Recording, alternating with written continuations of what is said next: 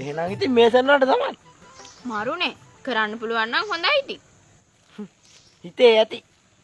අවුවේ කරවෙවි අතේ දියපට්ට දානකම් ගල් මැටල් අද්දවන්න. මේක නෙමෙයි මලිති. තම්මිතර පුළුවන් මට කණ්ඩා දින්න දෙන්න. තම්මි යනකො ගාමට් එකට. එහෙම අවුල්ද? අවුලක් නැහැ. මට පුළුවන් කණ්ඩා දින්න දෙන්න.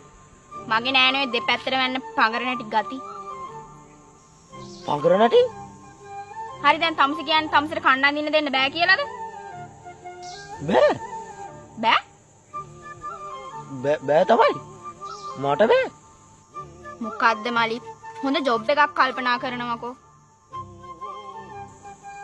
ඔළුවට එන්නෙම හොරපො. මරු ජොබ් එක ගන්න තියනවා තම්සිට කරනවා නම්.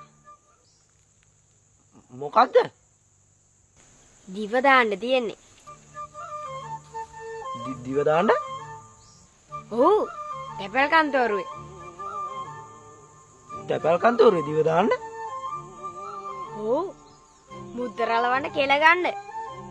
තමුසෙට තියෙන දිව දාන් ඉන්න විතරයි. මේ අම්මා පල්ල තෝගේ මුද්දරයක් කලවලා මට නෑනේ තෝ සෝමාලියාව දිහාට තැපැල් කරන්න. පාර යන්න මෙතනින්. ඒ මොකද්ද බං? ගෑණියෙක් ගෙනාව නම් ඒකට කන්නා දෙන්න දීපන්කෝ. මොකද්ද යකෝ තෝ කිව්වේ?